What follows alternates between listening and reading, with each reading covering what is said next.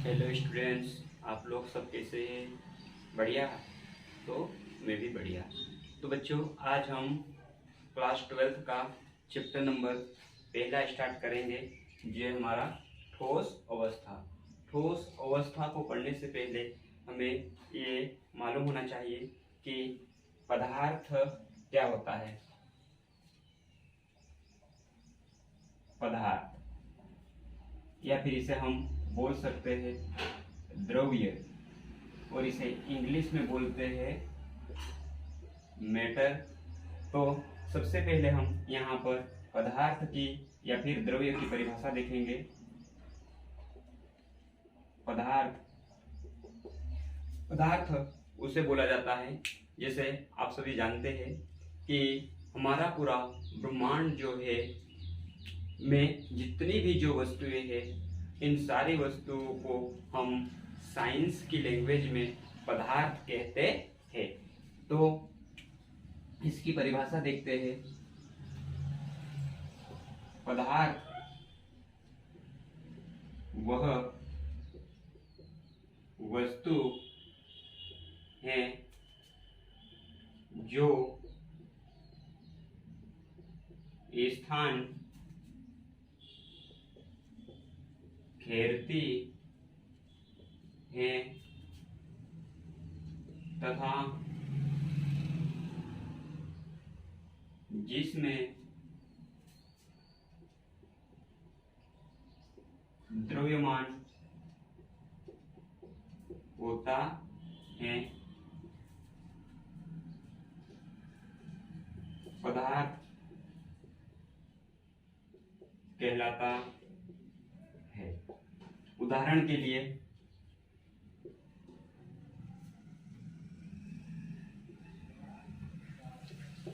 लकड़ी, पत्थर, जल, लोहा, केरोसिन, ऑक्सीजन आदि। यानी हम लिखते लिखते हमारी पेन कॉपी खत्म हो जाएंगे, लेकिन हमारे पास जितने भी जो पदार्थ है उनके नाम हम पूरे नहीं लिख सकते हैं। तो जैसे ये लकड़ी है, पत्थर है, जल है, ये सभी पदार्थ है। तो जो ये पदार्थ होते हैं, क्या एक ही अवस्था में पाए जाते हैं? नहीं। पदार्थ की कितनी अवस्थाएं होती है बच्चों? पदार्थ की अवस्थाएं, पदार्थ की 3 अवस्थाएं होती है। तो पहले हम देखते हैं ठोस, द्रव और गैस। हम यहाँ देखेंगे, ठोस की बात करें तो ठोस पदार्थ जो होते हैं एकदम कठोर होते हैं। ये पूरी तरह से ये कंप्लीटली, इनके बीच बहुत कम स्थान होता है और इनके जो अवयवी कण होते हैं वो बहुत पास पास होते हैं। इसी प्रकार से हम यहाँ पर देखेंगे, द्रव की बात करें तो द्रव के अवयवी कण जो होते हैं थोड़े दूर दूर होते हैं और इनके बीच रिक्त स्थान भी पाया जाता है। यानी ठोस की तुलना में द्रव में थोड़ा अट्रैक्शन फोर्स जो होता है वो कम होता है। इसी प्रकार से आपका जो गैस है, इस गैस के अंदर भी द्रव की तुलना में और अट्रैक्शन फोर्स बहुत कम होता है। इनके कंपेयर में इसमें और कम होता है। तो हम देख सकते हैं कि यहाँ पर ठोस पदार्थ जो है, इसमें जैसे आप लोगों ने 11th क्लास में पढ़ा या उससे पहले क्लास में भी पढ़ा है कि जो आपका ठोस पदार्थ होता है उसका आकार और आयतन दोनों निश्चित होते हैं। दोनों निश्चित होते हैं। जैसे ठोस के उदाहरण की बात करें तो लकड़ी, पत्थर, लोहा, बर्फ आदि ये आपके ठोस के उदाहरण है। चलो अब हम इन तीनों में थोड़ा बहुत डिफरेंस देखते हैं। ठोस का आकार और आयतन दोनों निश्चित होते हैं। क्यों? क्योंकि अगर जो हमारे पास जैसे ठोस पदार्थ है, ठोस पदार्थ को हम कहीं पे भी रखें लेकिन उसका आकार में किसी भी प्रकार का कोई चेंजेस नहीं होता है। मेरे पास एक ये जो मार्कर है, अगर इस मार्कर को मैं यहाँ पे रखूं तो भी उसका वैसा ही आकार रहेगा, और इसको मैं यहाँ से उठा के कहीं दूसरी जगह रख दूं तब भी, लेकिन इसके आकार में किसी भी प्रकार का कोई चेंजेस नहीं आएगा। इसलिए आकार निश्चित कहा गया है। इसी प्रकार हम आगे देखते हैं आयतन। आयतन की बात करें तो हम इसे देखते हैं कि कोई भी ठोस वस्तु है, उस ठोस वस्तु को हम यहाँ पे रखें या फिर यहाँ से हटा के कहीं पे भी दूसरे अन्य स्थान पर ले जाके रखें। जैसे हमारे पास ये जो वस्तु है ये ठोस वस्तु है, इस ठोस वस्तु को मैं यहाँ पे रखूँ या यहाँ से उठा के इसे अन्य डिस्ट्रिक्ट में ले जाकर रखूँ या अन्य स्टेट में ले जाकर रखूँ या फिर कहीं पे अदर कंट्री में भी ले जाकर रखूँ, लेकिन जितनी यहाँ पे जितना प्लेस कवर किया जा रहा है, जितना स्थान यहाँ पे घेरा जा रहा है, उतना ही स्थान उस जगह पे भी घेरा जाएगा। इसीलिए कहा जाता है कि इसका आयतन जो होता है वो निश्चित होता है। तो हम कह सकते हैं कि आकार और आयतन दोनों निश्चित होते हैं ठोस के। और ये तो आकार और आयतन की बात हुई। इसी प्रकार से हम द्रव में देखते हैं, द्रव में आकार अनिश्चित होता है परंतु आयतन निश्चित होता है। कैसे? जैसे हम यहाँ पर देख सकते हैं कि हमारे पास 1 लीटर क्या है, कोई द्रव पदार्थ है। इस द्रव पदार्थ को यहाँ से ये इस प्रकार के कंटेनर में रखा हुआ है, तो इसका आकार ले लेता है, लेकिन इसे और अन्य कंटेनर में रखा जाता है, अन्य पात्र में इसे रखेंगे तो जैसे यहाँ पे रखा है तो ये इसका आकार ले लेता है, और यहाँ से उड़ेल के और ये आपके कहीं और रख दो, इसके अंदर रख दिया तो इसका आकार ले लेता है। और यहाँ से लेके अगर आप इसे इस बोतल के अंदर रख देते हो तो भी ये इसका आकार ले लेता है। यानी हम कह सकते हैं कि ये जो है इसका आकार अनिश्चित है। यहाँ से लेकर अगर आप इसे हम हमारे मुंह में भी लेंगे तो हमारे मुंह का आकार रहेगा, तो हम कह सकते हैं कि इसका आकार जो होता है वो अनिश्चित है, क्योंकि हम यहाँ पर देख पा रहे हैं।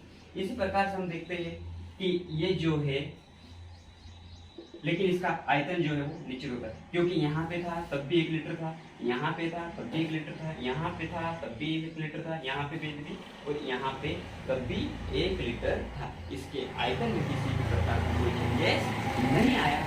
इसके अंतर्गत आकार और आयतन दोनों निश्चित होते हैं, परंतु इसका गैस का आकार और आयतन दोनों अनिश्चित है। कैसे? जैसे अगर इस गैस को यहाँ पर 1 किलोग्राम गैस रखी हुई है, इसी गैस को मैं अन्य पात्र में लेता हूँ तो ये क्या कर लेते हैं कि इसके कण जो होते हैं वो दूर दूर फैल जाते हैं। इस गैस के कण है तो उतनी ही, लेकिन इसके कण दूर दूर फैल गए तो इसका आकार भी अनिश्चित है और आयतन भी अनिश्चित है।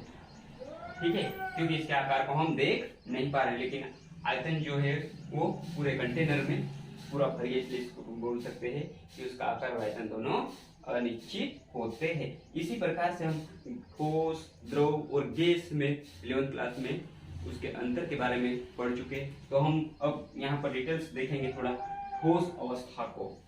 ठोस अवस्था को देखते हैं, ठोस के गुण देखते हैं। तो यहाँ पर होता है, पहला गुण है इनका आकार, आयतन एवं द्रव्यमान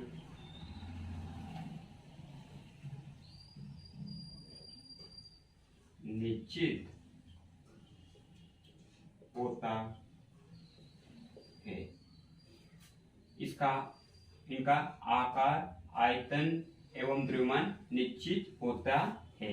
अगला गुण देखते हैं कि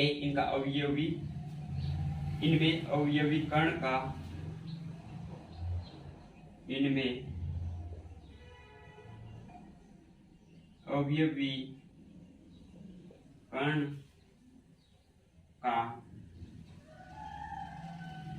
घनिष्ठ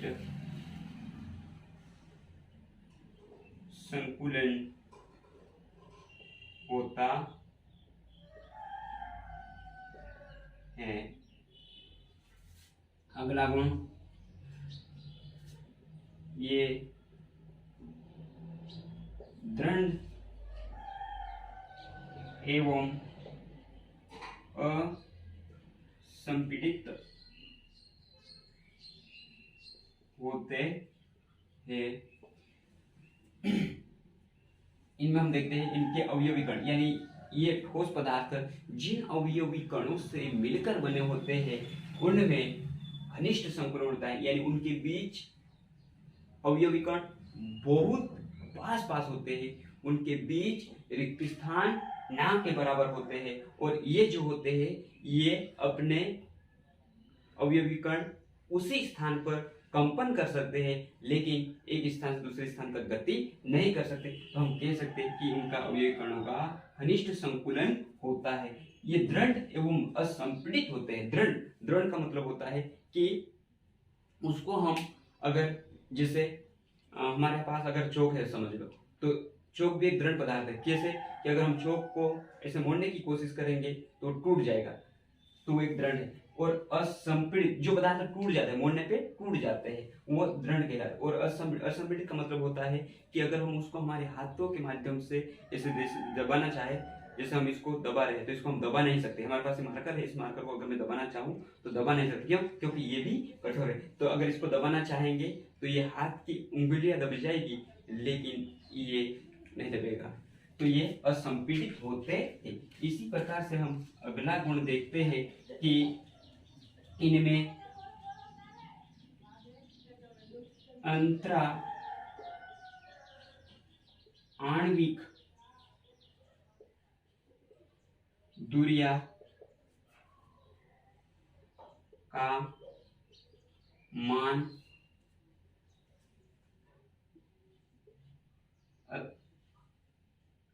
अत्यंत कम होता है। इनके बीच अंतराणिक दूरियों का मान जो होता है अत्यंत कम होता है। इसी प्रकार से हम अगला गुण देखते हैं कि इनके बीच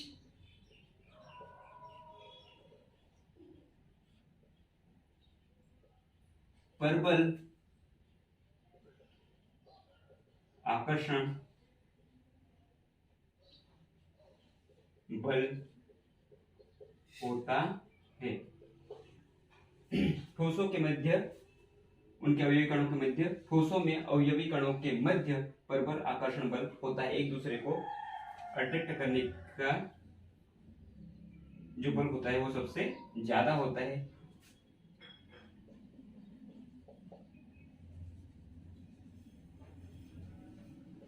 गैसों और द्रवों की तुलना में ठोस का घनत्व उच्च होता है, परंतु विसरण दर निम्न होती है। यानी ठोसों का जो घनत्व होता है वो उच्च होता है। ठोस, द्रव और गैस की तुलना में अगर हम देखें तो सबसे ज्यादा घनत्व की बात करें तो ठोस का होता है, उसके बाद द्रव का, उसके बाद गैस का, यानी सबसे ज्यादा घनत्व जो होता है वह ठोस का होता है। तो इस प्रकार से हमने ठोस के गुण के बारे में देखा। तो यहाँ हम एंडिंग में लिख सकते थे इसके उदाहरण, जैसे लकड़ी, पत्थर, बर्फ आदि, ये हमारे ठोस के उदाहरण है। तो बच्चों, आज के वीडियो में बस इतना ही। अगले वीडियो में हम ठोसों के वर्गीकरण के बारे में पढ़ेंगे। धन्यवाद।